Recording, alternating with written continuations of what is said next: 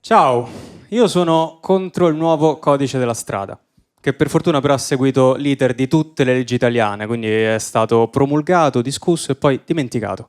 Quindi adesso se vi fermano dite ma questa è un'ingiustizia, no? Invece è letteralmente la legge, però non lo sappiamo più, non ce lo ricordiamo, per fortuna. Spero se lo scordino anche le guardie, perché io ho rinnovato la patente da poco e fa strano vedere la propria patente dopo 10 anni. Prima un giovane ragazzo, 18enne, pieno di speranze, e poi io adesso. Sembra prima e dopo le droghe, è brutto.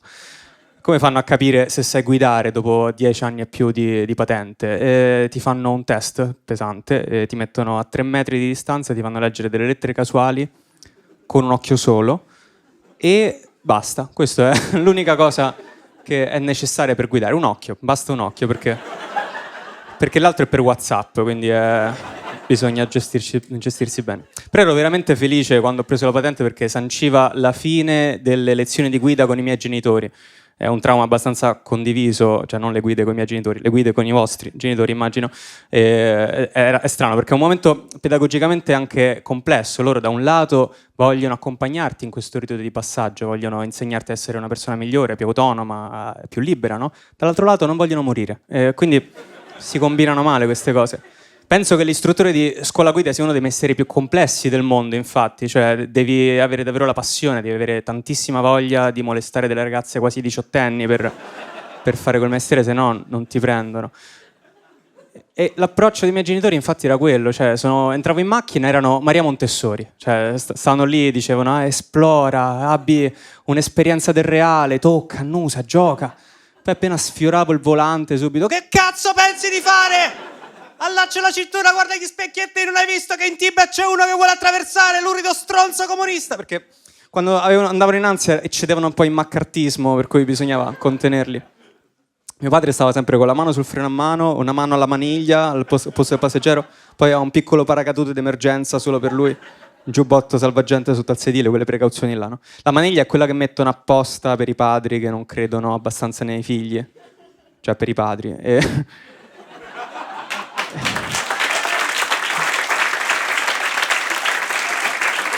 Invece mia madre aveva più l'approccio Spider-Man, cioè si metteva col palmo aperto sull'abitacolo, si incassava completamente, diventava un tutt'uno con la portiera e la pelle le vibrava tipo Cristoforetti al primo lancio, così. Però io ero parcheggiato, quindi non so, lei partiva preaccelerata da casa. E anche quando scendevamo toccava una terraferma e mi dicevano frasi filosofiche, tipo quando rischi tutto che capisci il senso delle piccole cose.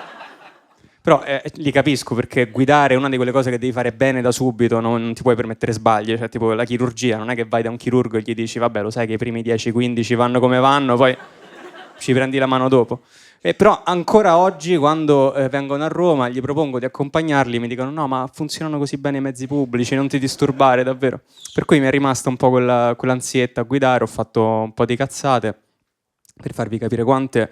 Io so che CID sta per Convenzione Indennizzo Diretto e non Constatazione Amichevole. Quella è un'altra sigla che è CAI, che sta per Constatazione Amichevole il cazzo, perché non c'è nulla di amichevole nel discutere con uno sconosciuto in mezzo alla strada a cui devi dei soldi, che ha ragione, quindi non è così che incontro i miei amici di solito, cioè non gli dico oh venite al chilometro 42 dell'Ardiatina, portate carta e penna, una macchina ingombrante, vedete che quando c'è traffico la gente è rilassata, si diverte, ci sono anche i miei amici di ultima generazione, ci divertiamo, non funziona così.